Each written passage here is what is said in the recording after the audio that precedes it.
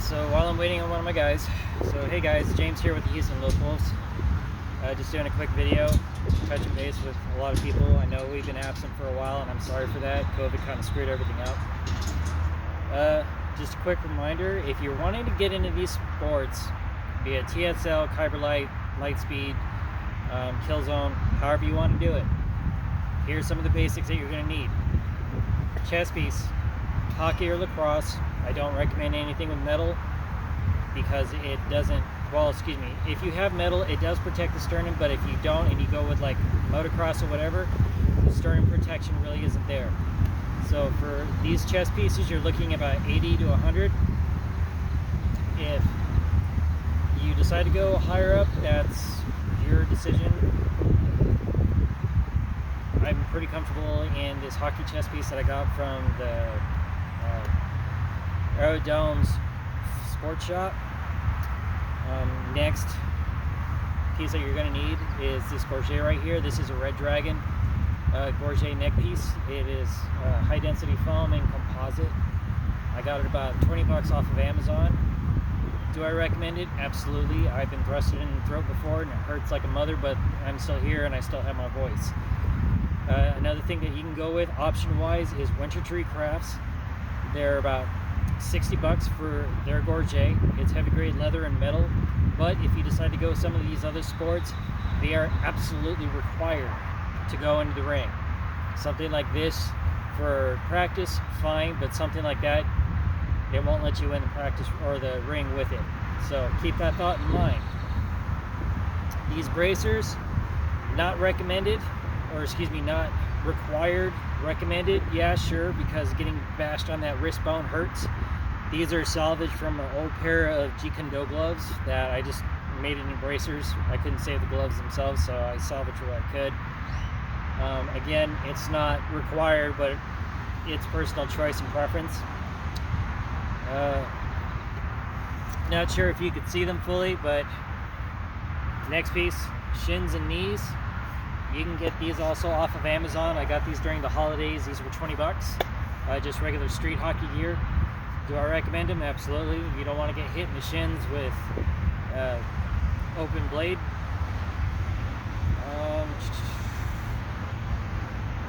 For the chest pieces, going back on that, if you happen to get a heavy grade chest piece, I don't recommend a goalie chest piece just because there's so much padding, you won't register the hits, so that's going to cause some problems during the fights.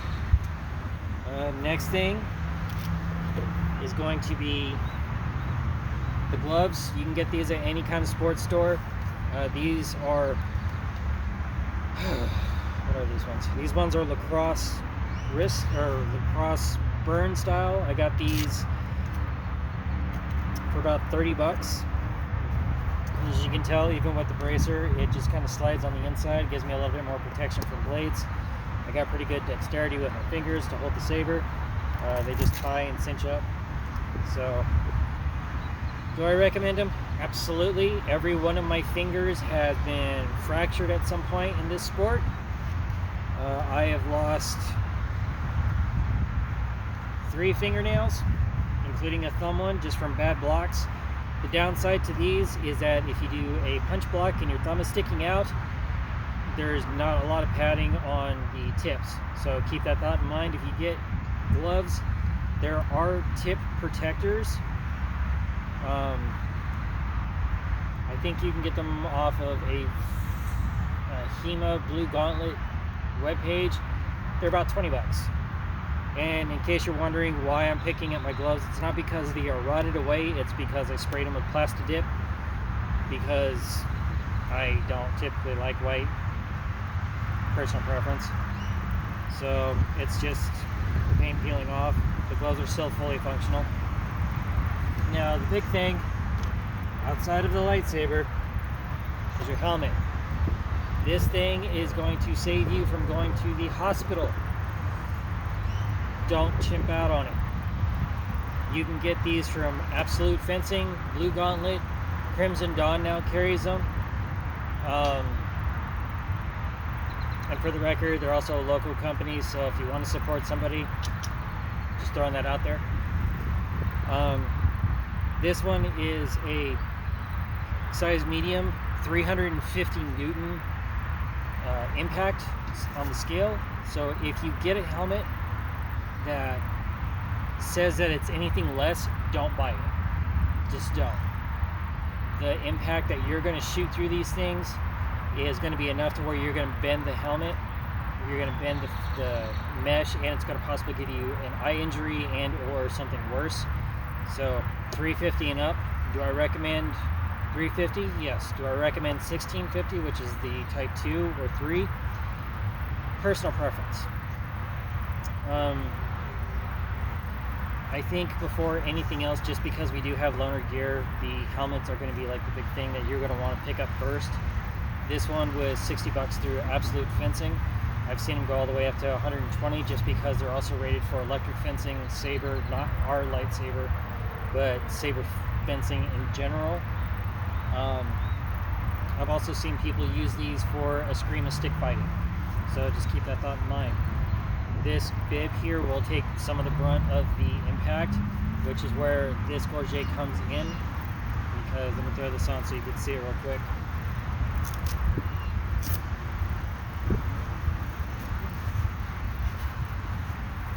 Once you get a properly seated helmet, your chin goes into the cup right here, the bib comes down over your neck, as well as the gorget helps protect it.